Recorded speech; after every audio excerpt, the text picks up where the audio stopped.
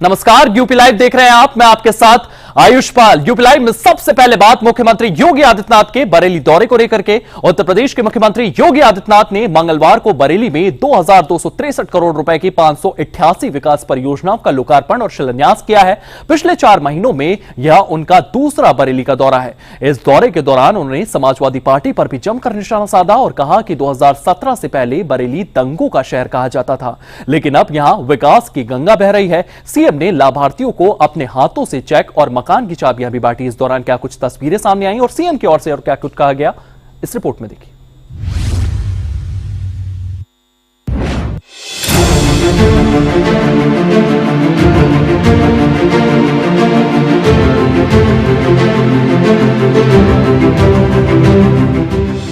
मुख्यमंत्री योगी आदित्यनाथ ने बरेली को बड़ी सौगात दी है। उन्होंने बरेली में आयोजित एक बड़े समारोह में 2263 करोड़ रुपए की 588 विकास परियोजनाओं का लोकार्पण और शिलान्यास किया है। इनमें सड़क, स्कूल, अस्पताल और बुनियादी ढांचे से जुड़ी हुई योजनाएं शामिल हैं। सीएम ने कई लाभार्थियों को प्रधानमंत्री आवास योजना की चाबियां, रोजगार योजनाओं के चेक और टैबलेट बांटे हैं। बहनों और भाइयों, आज 2200 करोड़ रुपए से अधिक की परियोजनाओं, जिनमें 1258 करोड़ रुपए की 222 परियोजनाओं का लोकार्पण और 1004 करोड़ रुपए की लागत की 322 परियोजनाओं का शिलान्यास अभी संपन्न हुआ है। यह उपहार बरेली की जनता जनार्दन को उपलब्ध कराया जा रहा है। याद करिए, जब अच्छी सरकार आती है तो विकास और समृद्धि साथ लेकर के आती है, गांव में भेदभाव नहीं करता है। नया भारत उत्तर से दक्षिण तक, पूरब से पश्चिम तक पूरे भारत को जोड़ने में विश्वास रखता है। समाज के समग्र विकास को आगे बढ़ाता है। दलितों के लिए, वंचितों के लिए, पिछड़ों के लिए, समाज में जो लोग अब तक छूट चुके हैं, उन्हें आगे बढ़ाने के लिए सरकार पूरी प्रतिबद्धता के साथ कार्य करती है। और इसी का परिणाम है कि आपने यहां पे देखा होगा, रोजगार मेला भी लगा। रोजगार मेले में नियुक्ति पत्र भी वितरित हुए।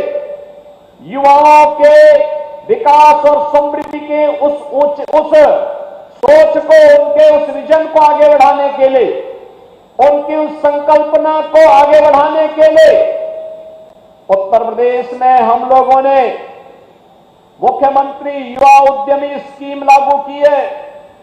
मुख्यमंत्री युवा उद्यमी स्कीम में कोई युवा अगर अपना व्यवसाय करना चाहता है, उसका चयन करना, उसका प्रशिक्षण करना, प्रशिक्षण के बाद बैंक से उसे 5 लाख रुपए का गारंटी मुक्त, ब्याज मुक्त ऋण उपलब्ध करवाना और व्यवसाय प्रारंभ करने के लिए व्यक्ति जब का शुरुआत करता है तो 10% तक मार्जिन मनी भी सरकार उसे उपलब्ध करवा रही है। अगर वह अपना मूलधन वापस कर लेता है समय में बैंक को, अगली बार 7.5 लाख रुपए की अगर वह भी वापस होता है तो तीसरी बार उसको 10 लाख रुपए की गारंटी मुक्त और ब्याज मुक्त ऋण उपलब्ध करवाने के लिए सरकार कार्य कर रही है। इस दौरान सीएम योगी ने कहा कि 2017 से पहले बरेली को दंगों का शहर माना जाता था। उस समय माफिया और गुंडे थानों, तहसीलों और गरीबों की जमीनों पर कब्जा करते थे, लेकिन अब हालात बदल गए हैं। उन्होंने कहा कि उनकी सरकार ने गुंडों और दंगाइयों को खत्म कर दिया है और अब बरेली में विकास की गंगा बह रही है। सीएम ने कांवड़ यात्रा का जिक्र करते हुए कहा कि पहले त्योहारों के समय दंगे होते थे, लेकिन अब सभी त्योहार शांति और सामाजिक एकता के साथ मनाए जा रहे हैं। ये कानून के राज का सबूत है। आज उनके परिणाम धीरे धीरे करके सामने आ रहे हैं।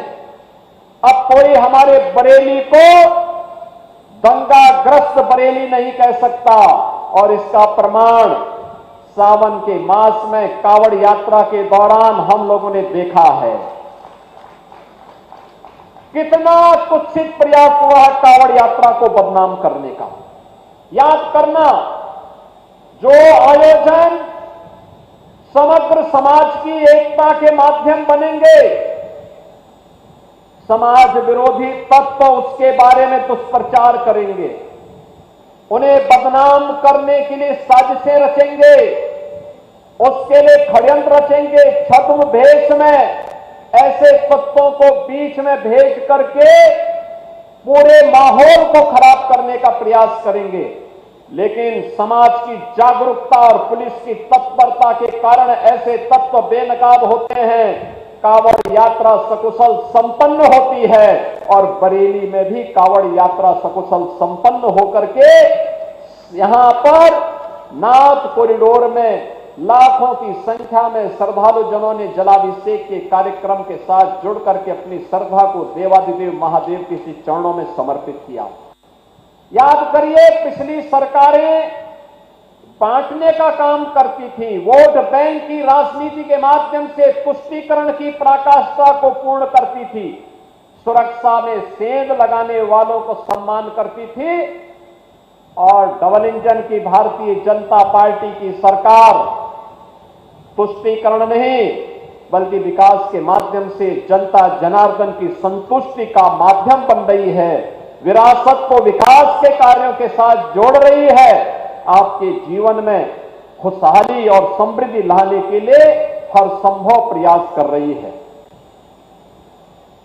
ये सभी स्थान उपेक्षित पड़े हुए थे। इस बार आपने देखा होगा, न्यू बरेली के रूप में यहां के विकास प्राधिकरण के द्वारा, नगर निगम के द्वारा, यहां के जनप्रतिनिधियों के द्वारा जो विभिन्न प्रकार की परियोजनाएं आज बरेली के लिए स्वीकृत हुई हैं, अब उनके परिणाम हम सबके सामने देखने को मिल रहे हैं। इससे पहले सीएम योगी ने बरेली सर्किट हाउस में मंडलीय अधिकारियों और जनप्रतिनिधियों के साथ एक समीक्षा बैठक की। इस बैठक में उन्होंने विकास कार्यों की प्रगति और कानून व्यवस्था की स्थिति का जायजा लिया। सीएम ने अधिकारियों को निर्देश दिए कि सभी योजनाएं समय पर पूरी हों और जनता को उसका लाभ मिले। उन्होंने ये भी कहा कि बरेली में निवेश बढ़ रहा है, जिससे युवाओं को रोजगार के नए अवसर मिल रहे हैं। सीएम योगी का बरेली दौरा विकास और कानून व्यवस्था के प्रति उनकी सरकार की प्रतिबद्धता को दिखाता है। 2263 करोड़ रुपए की परियोजनाएं बरेली के लिए नई सौगात लेकर आई हैं। कांवड़ यात्रा और त्योहारों में शांति का जिक्र कर सीएम ने साफ किया कि उत्तर प्रदेश अब गुंडाराज नहीं बल्कि कानून और विकास का गढ़ बन चुका है। ब्यूरो रिपोर्ट, सूर्या समाचार।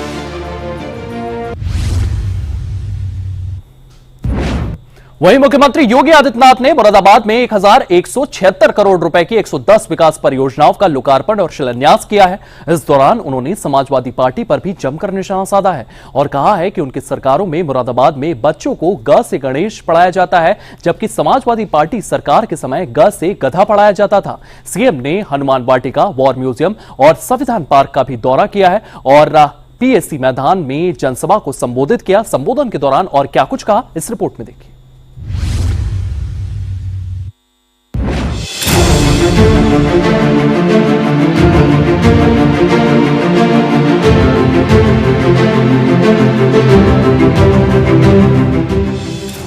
मुरादाबाद में मुख्यमंत्री योगी आदित्यनाथ ने 1176 करोड़ रुपए की 110 विकास परियोजनाओं का लोकार्पण और शिलान्यास किया है। इनमें सड़क, बिजली, पानी और स्कूल जैसी योजनाएं शामिल हैं, जो मुरादाबाद के विकास को नई गति देंगी। समारोह में सीएम ने कई लाभार्थियों को अपने हाथों से चेक मकान की चाबी और टैबलेट बांटे हैं। जनसभा में उन्होंने समाजवादी पार्टी पर तीखा हमला बोला। सीएम ने कहा है कि सपा के शासन में मुरादाबाद में शिक्षा का स्तर गिर गया था और बच्चों को ग से गधा पढ़ाया जाता था, लेकिन उनकी सरकार में ग से गणेश पढ़ाया जा रहा है। जब इसकी सरकार के समय ग से गणेश पढ़ाया गया था, पहले की बीजेपी की सरकार में, सर्वदेव कल्याण सिंह जी की सरकार में, तो समाजवादी पार्टी ने कहा था ग से गणेश नहीं, ग से गधा होता है, और इन्होंने बच्चों को क्या पढ़ाना शुरू किया था। और आज भी अ का मतलब अनार से नहीं, अमरूद से नहीं, अ से क्या पढ़ाया जा रहा है, ये समाजवादी पार्टी का पुराना संस्कार है, जहां पर भारतीय जनता पार्टी बच्चों को संस्कारों के साथ जोड़ करके विघ्नहर्ता गौ से गणेश के नाम पर पढ़ाती थी, वहीं समाजवादी पार्टी ने गणपति की भी अवमानना करके इन्होंने गौ से गधा पढ़ाने का काम किया था। तो स्वाभाविक रूप से गधे जैसी बुद्धि भी उनकी हो गई है। और इसीलिए आज बच्चों की शिक्षा के उन्नयन के लिए जब प्रदेश के डबल इंजन की सरकार कार्य कर रही है, तो इस समय इनके लोग जाकर के राजनीतिक गतिविधियों का केंद्र विद्यालयों को बनाना चाहते हैं। नहीं की थी, लगातार भाई भतीजे बात के नाम पर प्रदेश के अंदर पूरी व्यवस्था को छिन्न भिन्न करने का काम किया था। एक हर जिले में इनके माफिया थे।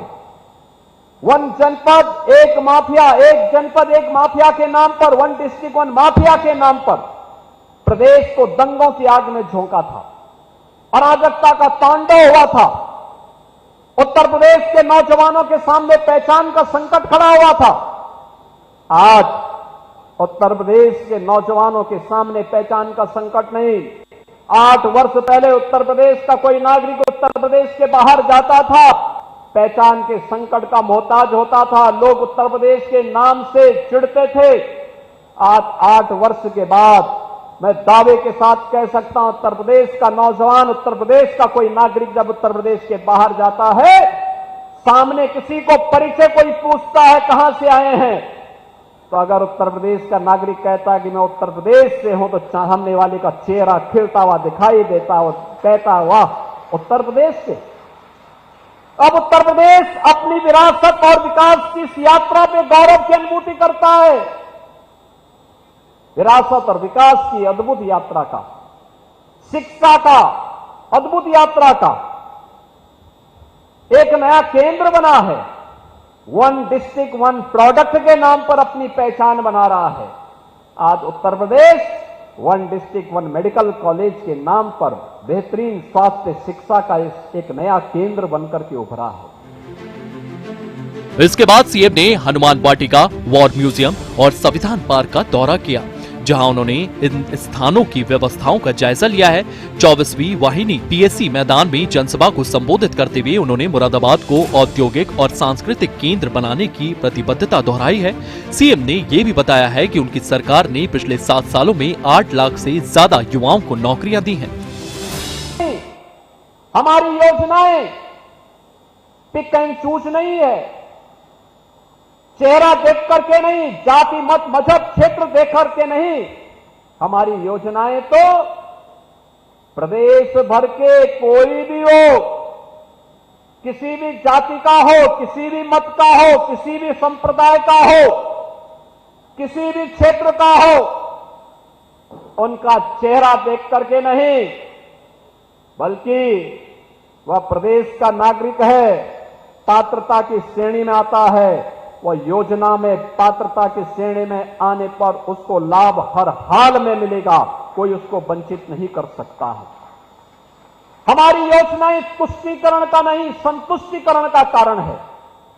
और संतुष्टीकरण के इन्हीं कारणों से जो तुष्टीकरण की नीति पर चलते थे वे परेशान हैं, क्योंकि उनकी स्थिति आज न घर की है न घाट की है। ऑपरेशन सिंदूर के अंदर हमने भारत के उत्साह को देखा। प्रधानमंत्री मोदी जी के मार्गदर्शन में भारत की सेना के शौर्य और पराक्रम का लोहा दुनिया ने माना। भारत के सामर्थ्य और शक्ति का लोहा पूरी दुनिया मानने के लिए मजबूर हुई थी। और उन स्थितियों में पूरा देश जिस उत्साह और उमंग के साथ कांग्रेस, समाजवादी, आरजेडी जैसे दलों को छोड़ दें, पूरा देश प्रधानमंत्री मोदी जी के नेतृत्व में सेना का संबल बांधने के लिए, मनोबल को बढ़ाने के लिए खड़ा दिखाई दे रहा था। आज मुझे मुरादाबाद के अंदर आने का सौभाग्य प्राप्त हुआ है। आप सभी को मैं इस अवसर पर बधाई देता हूं। इससे पहले सीएम योगी आदित्यनाथ ने बरेली में भी 2263 करोड़ रुपए की 588 परियोजनाओं का उद्घाटन किया था। मुरादाबाद में उनके दौरे से पहले उन्होंने सर्किट हाउस में अधिकारियों और जनप्रतिनिधियों के साथ विकास कार्यों और कानून व्यवस्था की समीक्षा की। सीएम ने अधिकारियों को निर्देश दिए हैं कि सभी परियोजनाएं समय पर पूरी हो और जनता को उनका लाभ मिले। सीएम योगी का मुरादाबाद दौरा विकास और कानून व्यवस्था के प्रति उनकी सरकार की प्रतिबद्धता को दिखाता है। 1176 करोड़ रुपए की परियोजनाएं मुरादाबाद के लिए नई सौगात लेकर आएंगी। हनुमान वाटिका और वॉर म्यूजियम जैसे प्रोजेक्ट शहर की सांस्कृतिक और ऐतिहासिक पहचान को और मजबूत करेंगे। ब्यूरो रिपोर्ट, सूर्य समाचार। वहीं कांग्रेस सांसद प्रियंका गांधी ने राहुल गांधी का बचाव करते हुए सुप्रीम कोर्ट पर ही सवाल उठा दिए हैं, जिसको लेकर के अब बीजेपी भी हमलावर नजर आ रही है। पूरा मामला इस रिपोर्ट में देखिए।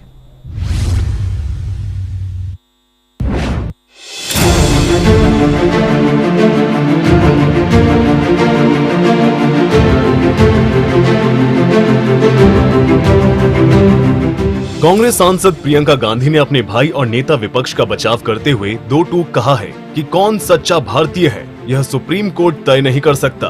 उन्होंने कहा कि सरकार से सवाल पूछना राहुल गांधी की ड्यूटी है, क्योंकि वह लोकसभा में नेता विपक्ष हैं। प्रियंका गांधी का ये बयान सुप्रीम कोर्ट की उस टिप्पणी के बाद आई है जिसमें कोर्ट ने कहा था कि कोई भी सच्चा भारतीय ऐसी बातें नहीं कर सकता। सच्चा भारतीय है, कौन सच्चा भारतीय नहीं है, ये तो मुझे लगता है कि मतलब न्यायपालिका के प्रति पूरे आदर के साथ कह रही हूँ कि ये तो उनके दायरे में नहीं होता डिसीजन। ये कोई जस्टिस तो नहीं तय करेंगे। दूसरा, राहुल जी ने हमेशा आर्मी का, सेना का आदर किया है। उनके दिल में उन सेना के प्रति, सैनिकों के प्रति, उनके अफसरों के प्रति पूरी तरह से आदर है। और हर भाषण में जब भी बोलते हैं, जब भी उनका हम कुछ भी भाषण या कोई भी टिप्पणी सुनते हैं, उसमें वो आदर बहुत स्पष्ट दिखता है।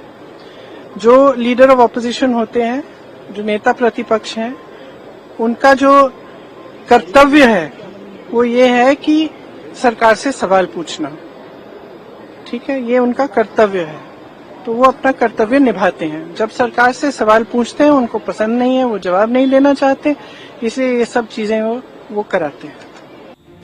सुप्रीम कोर्ट की राहुल गांधी पर टिप्पणियों के बाद कांग्रेस के बचाव में आने पर भाजपा ने मंगलवार को इस पर हमला बोला।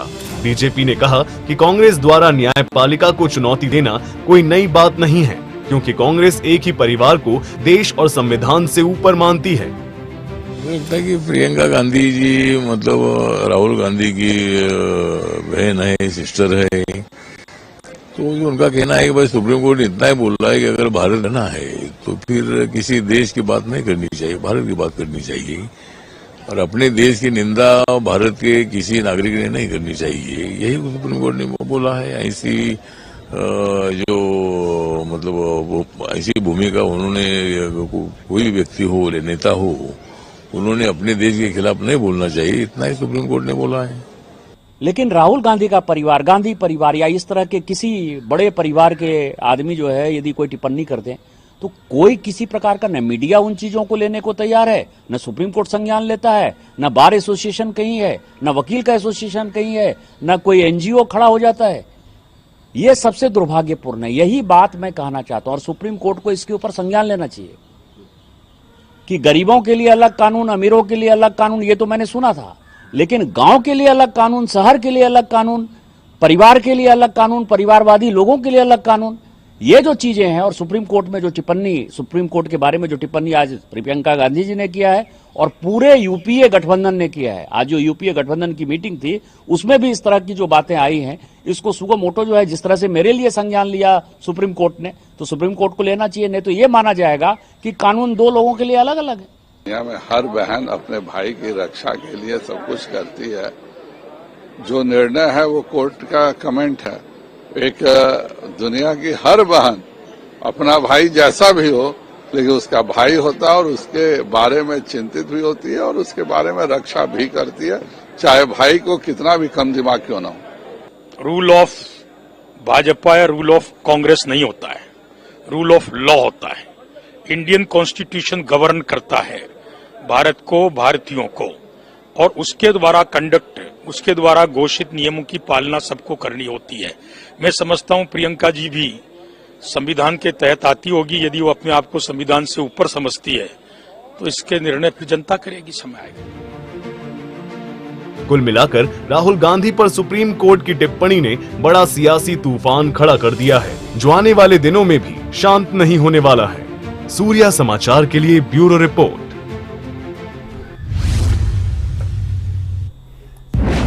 अब आपको विश्व बिरादरी पीएम मोदी के बढ़ते कद और ट्रंप की घटती साख के बारे में बताते हैं।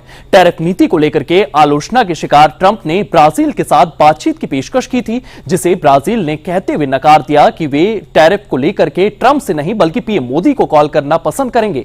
ब्राजील के राष्ट्रपति का बयान दुनिया की आंखें खोलने वाला है। इसी को लेकर के ये खास रिपोर्ट देखिए।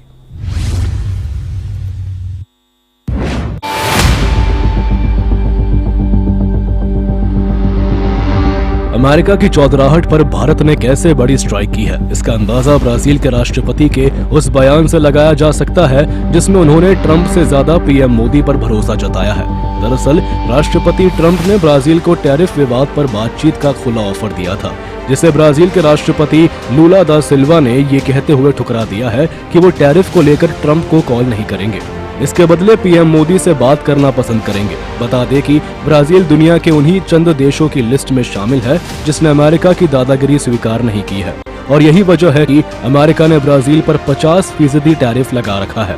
ब्राजील ट्रंप की इस टैरिफ से नीति के खिलाफ विश्व व्यापार संगठन यानी WTO के पास जाने पर विचार कर रहा है। इस बीच राष्ट्रपति ट्रंप ने भारत के दवाइयों पर 250% टैरिफ लगाने की धमकी दी है। एक निजी चैनल को दिए इंटरव्यू में ट्रंप ने कहा कि मैं चाहता हूं दवाइयां हमारे देश में ही बनाई जाए। बता दें कि अमेरिका भारत से जेनेरिक दवाइयां, वैक्सीन और एक्टिव इंग्रेडिएंट्स खरीदता है। साल 2025 में अमेरिका को भारत का फार्मास्यूटिकल निर्यात 7.5 अरब डॉलर से ज्यादा था। एक रिपोर्ट के मुताबिक अमेरिका लगभग 40% जेनेरिक दवा भारत से मंगवाता है। ऐसे में अगर ट्रंप दवाइयों पर ज्यादा टैरिफ लगाते हैं तो इसका सीधा असर अमेरिका में मरीजों पर पड़ेगा और इससे ट्रंप की मुश्किलें अपने ही देश में बढ़ेंगी। बता दें कि भारत जेनेरिक दवाएं सस्ते में बनाता है, जिससे अमेरिकी हेल्थ केयर सिस्टम को हर साल अरबों डॉलर की बचत होती है। हालांकि ये पहला मौका नहीं है जब ट्रंप ने भारत को दवाइयों पर टैरिफ लगाने की धमकी दी है। इससे पहले अप्रैल में ट्रंप ने कहा था कि हम जल्द ही दवाइयों पर भारी टैरिफ लगाएंगे और इसका मकसद विदेशी दवा कंपनियों को अमेरिका में वापस लाना है ताकि घरेलू दवा इंडस्ट्री को बढ़ावा मिल सके। ब्यूरो रिपोर्ट, सूर्या समाचार। चलिए फिलहाल यूपी लाइव में इतना ही। आप बने रहिए सूर्या समाचार के साथ।